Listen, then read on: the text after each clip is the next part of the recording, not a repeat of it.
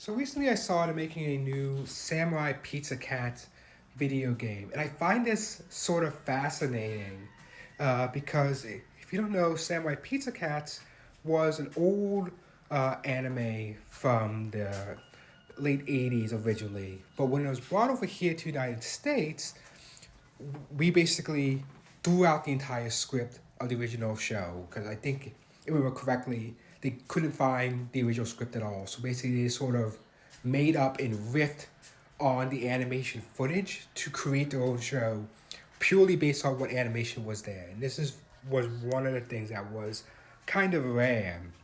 Like, you had a lot of sort of localization at the time that heavily changed or recontextualized things, but for the most part, they usually sort of kept parts of the original script from the original Japanese when they were bringing some of these shows over, while they're sort of recontextualizing things to try and make things more friendly towards the primarily male demographics that existed in the United States for cartoons, because cartoons really weren't targeted towards young girls in the United States. That's a whole other issue.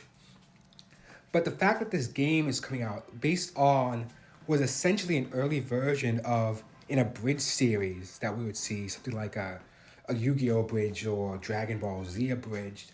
A precursor to that had its own sort of game based on this sort of abridged content is kind of fascinating to me and very interesting. Will I buy the game?